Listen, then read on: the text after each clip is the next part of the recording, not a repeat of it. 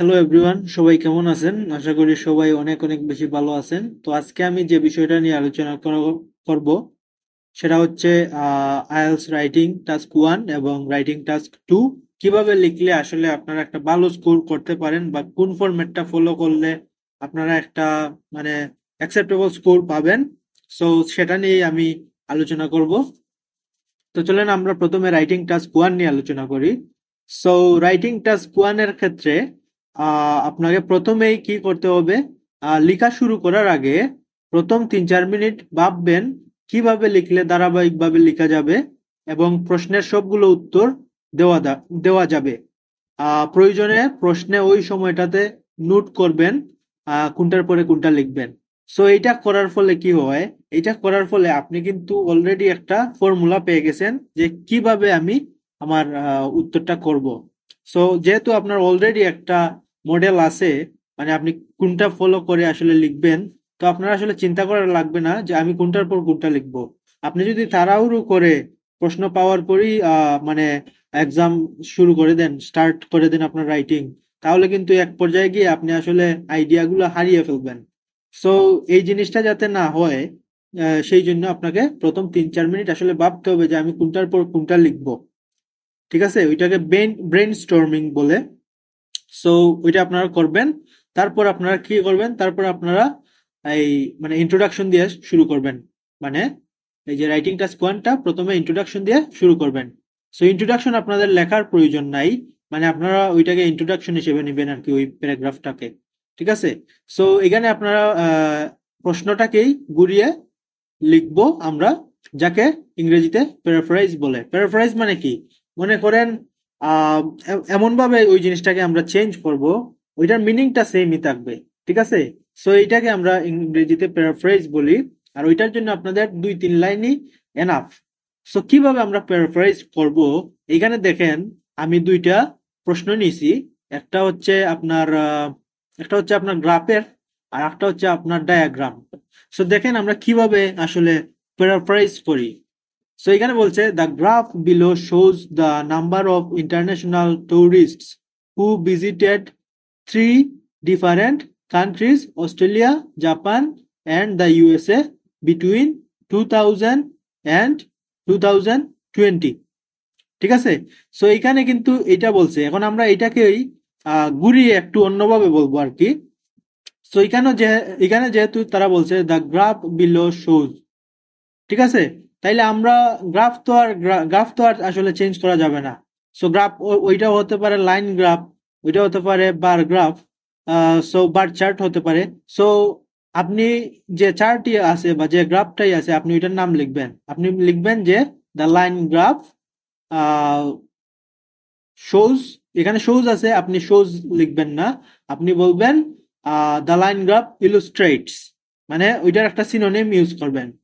ঠিক আছে, বা ডেমনস্ট্রেটস বা রিফ্লেক্টস, এগুলো আপনারা ইউজ করতে পারেন। ওইগুলার একটা ভোকাবুলারির ভিডিও আমি অবশ্যই ওইটার পরে আরেকটা ভিডিওতে আপনাদের দিয়ে দিব, যেগুলো আপনারা আসলে রাইটিং এ ইউজ করতে পারেন সিনোনিম হিসেবে, আহ, যেগুলো আপনাদের জন্য অনেক এফেক্টিভ হবে। সো তো এখানে আপনারা কি লিখবেন যে দ্য লাইন গ্রাফ, যদি লাইন গ্রাফ হয়, যদি বার চার্ট হয় তাহলে বার চার্ট লিখবেন, দ্য লাইন গ্রাফ বিলো। আর আপনাদের লেখার প্রয়োজন নাই, আপনারা শুধু আহ, মানে শোজটাকে ইয়ে করবেন আর কি, আহ, মানে চেঞ্জ করবেন। লিখবেন যে ইলুস্ট্রেটস, দ্য লাইন গ্রাফ ইলুস্ট্রেটস। এখানে বলছে the number of international tourist, তো আপনারা ওইখানে লিখবেন দ্য প্রপোর্শন। ঠিক আছে, আপনারা লিখবেন the proportion of international visitors. আপনারা টুরিস্টের জায়গায় কি লিখবেন? ভিজিটর্স, সেম কথা। ঠিক আছে। আহ হু ভিজিটেড থ্রি কান্ট্রিজ, আপনারা এখানে ডিফারেন্ট দিছে, আপনারা ওইটা ইয়ে করবেন না, ডিফারেন্ট লিখবেন না, আপনারা লিখবেন three countries and they are Australia, Japan and the USA between 20 years of time. তারপর দিবেন 2000, বিটুইন 2000 অ্যান্ড 2020। তো আপনি কিন্তু সেম কথাটাই বলছেন এতক্ষণ, কিন্তু একটু ঘুরিয়ে পেঁচিয়ে বলছেন। সো সেটাকেই আসলে প্যারাফ্রেজ বলে। সো সেটাই হবে আপনার ইন্ট্রোডাকশন। আশা করি আপনাদের এই জিনিসটা বুঝাতে পারছি। আবার সেম জিনিস ডায়াগ্রামের ক্ষেত্রেও, এখানে ডায়াগ্রামে কি বলছে, the diagram below shows how recycled paper is collected and processed for reused in news paper products.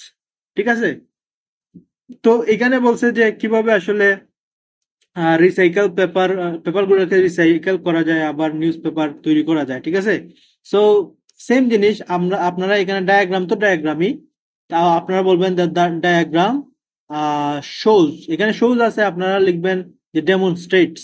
ঠিক আছে, মানে সিনোনিমটা ইউজ করবেন, demonstrates how paper is recycled and collected, and the process of using the paper in the newspaper products।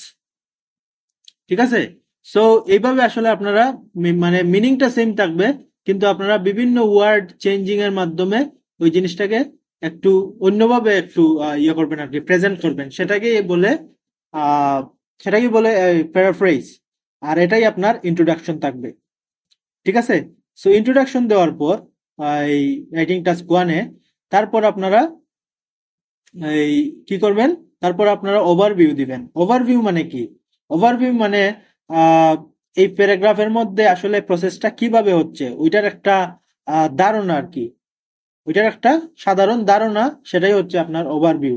ঠিক আছে, যেমন এখানে বলছে যে 2000 and 2020, মনে করেন অস্ট্রেলিয়াতে 2000-এ অনেক বেশি ছিল নাম্বারটা।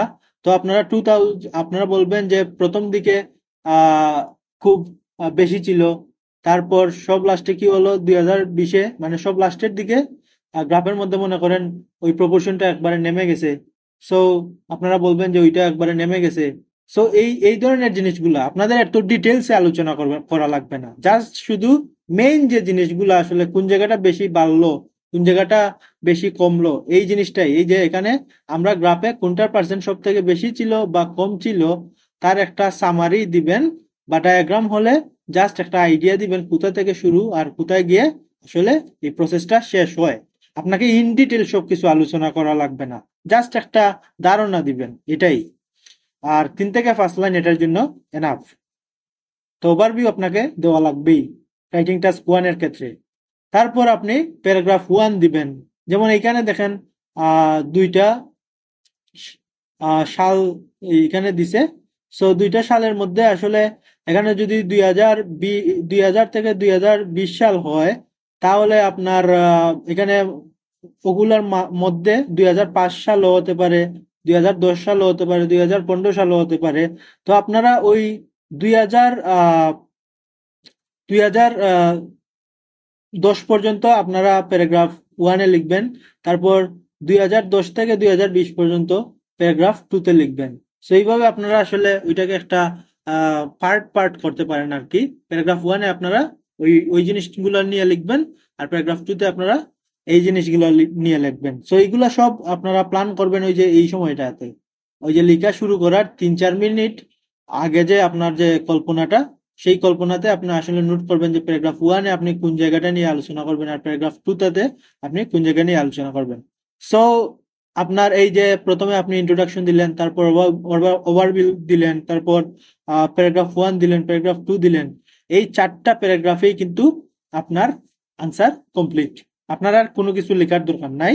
আর আপনি অবশ্যই চেক করবেন যে আপনি রাইটিং টাস্ক 1-এ সব মিলিয়ে 150 থেকে 180 ওয়ার্ডের মতো লিখবেন। এর থেকে কমও লিখবেন না, এর থেকে বেশি লেখারও প্রয়োজন নাই, কারণ বেশি লিখলে আসলে আপনার টাইম ওয়েস্ট হবে। সো বেশি লেখার প্রয়োজন নাই। আর 150 ওয়ার্ড তাদের লিমিট, এর থেকে নিচে লিখলে আসলে সেটা হয় না, কারণ সেটা আসলে তাদের নির্দেশনায় নাই, মানে 150 ওয়ার্ড আপনাকে লিখতেই হবে। সো এটা ছিল আসলে কিভাবে আপনারা রাইটিং টাস্ক 1 লিখতে পারেন। তো এখন দেখি আমরা রাইটিং টাস্ক 2 আমরা কিভাবে লিখতে পারি। সো রাইটিং টাস্ক 2 এর ক্ষেত্রে সেম জিনিস, আগে যেটা আমি বলছিলাম, লেখা শুরু করার আগে প্রথম 3-4 মিনিট ভাববেন কিভাবে লিখলে ধারাবাহিকভাবে লেখা যাবে, এবং প্রশ্নের সবগুলো উত্তরও দেওয়া যাবে। প্রয়োজনে প্রশ্নে ওই সময় নোট করবেন, কোনটার পরে কোনটা লিখবেন। ঠিক আছে, এইটা আপনাকে করা লাগবেই। তাহলে আপনি কিন্তু একটু কনফিডেন্ট ফিল করবেন যে আমি তো জানি, আসলে আমার আইডিয়া আছে। ঠিক আছে, তো সেটাই। তারপর অবশ্যই আপনাকে একটা ইন্ট্রোডাকশন দেওয়া লাগবে। ঠিক আছে, ইন্ট্রোডাকশনের মধ্যে আপনি ওই যে আগে যেটা বললাম, প্রশ্ন যেটা আছে ওইটাকে আপনি ঘুরিয়ে একটু অন্যভাবে বললেন, সেটাকে প্যারাফ্রাইজ বলে। তো প্যারাফ্রাইজ করার পর এখানে এ বিষয়ে যদি বলে যে what about your opinion, so এখানে আপনি ওপিনিয়নও অ্যাটাচ করে দিবেন ওই ইন্ট্রোডাকশনের মধ্যেই, যে এখানে এ বিষয়ে আপনার মতামত চাইলে সেটাও উল্লেখ করবেন যে আপনি কোনটার পক্ষে আছেন। ঠিক আছে, সেম ওইটার মতো 2 থেকে 3 লাইন আসলে ইন্ট্রোডাকশনের জন্য এনাফ। আর এইখানে আমরা একটা ইয়ে নিছি, স্যাম্পল নিছি। সো স্যাম্পলটাকে আমরা একটু চেঞ্জ করি, এই যে প্যারাফ্রাইজ করি। দেখা যাক আমরা আহ, এটাকে চেঞ্জ কিভাবে করি আমরা দেখবো এখন। এখানে বলছে some people believe that schools should teach students how to be good parents. Others things other Others think that this is not a subject that should be taught in school. Discuss both views and give your own opinion. তার মানে এখানে বলছে যে আহ, কিভাবে একজন আসলে ভালো parents হওয়া যায় ওইটা স্কুলে আলোচনা করা উচিত। এক পক্ষ ওইটা বলছে, আর এক পক্ষ বলতেছে যে আসলে এইটা কিভাবে প্যারেন্টস হওয়া যায় এইটা আসলে স্কুলে ডিসকাস করা উচিত না।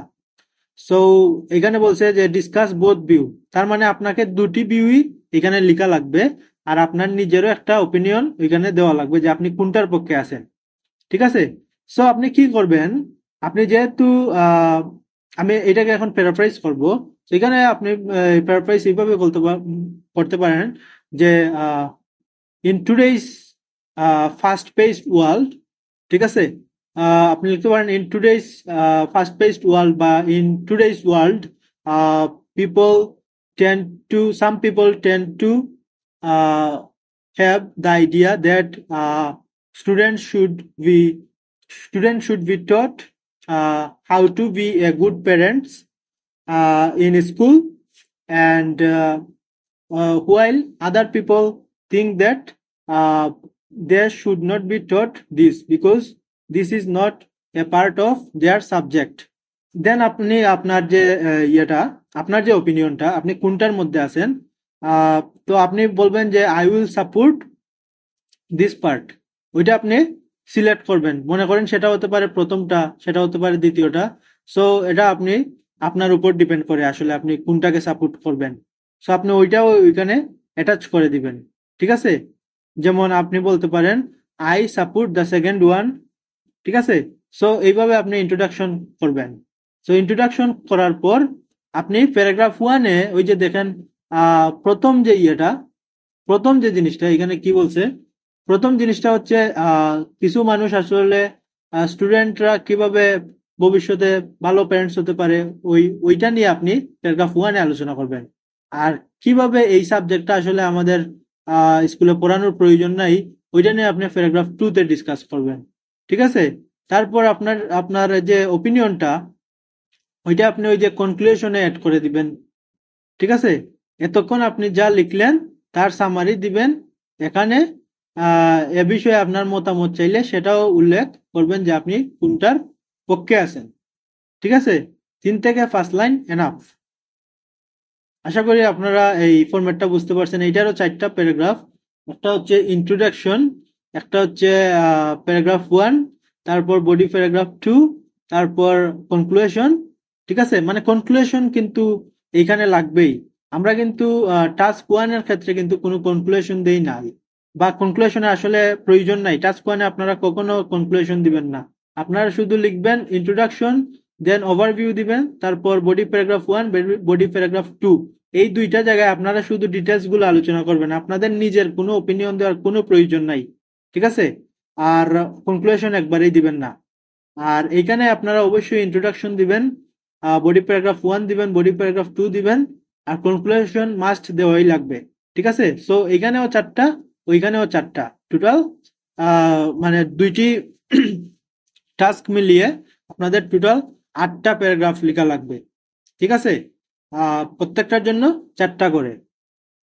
সো এইভাবে যদি আপনারা মানে এই প্যাটার্নটা ফলো করেন আর এই ফরম্যাটে যদি লিখেন, আশা করি আপনারা আসলে আইডিয়ার যে অভাবটা, হঠাৎ করে যে আমরা আইডিয়া পাই না, ঠিক আছে, এই ধরনের জিনিসগুলো আপনারা ফেস করবেন না। আর আপনারা নিজেকে একটু কনফিডেন্ট ফিল করবেন, কারণ আপনারা তো অলরেডি জানেন আসলে কিভাবে লেখা লাগবে। আর একটা জিনিস আমি অ্যাড করতে চাই, আহ এই রাইটিং এ ভালো করতে হলে অবশ্যই আপনারা ওয়ার্ড গুলা রিপিট করবেন না। ওয়ার্ড গুলা আপনারা চাইবেন একটু চেঞ্জ চেঞ্জ করে ইয়ে করার, মানে সিনোনিম ইউজ করার। আর একটা জিনিস হচ্ছে আপনারা স্পেলিং গুলা চেক করবেন। তারপর একটা নির্দিষ্ট একটা টাইম নিবেন, মানে আহ, মনে করেন আপনার লেখা শেষ, দুটি লেখা শেষ, তারপর রিভাইজ করবেন আর কি। রিভাইজ করে দেখবেন যে আসলে কোথায় গ্রামার মিস্টেক হলো, কোথায় স্পেলিং মিস্টেক হলো। এই জিনিসগুলা কিন্তু আপনাদের জন্য খুবই ইম্পর্টেন্ট রাইটিং এর ক্ষেত্রে।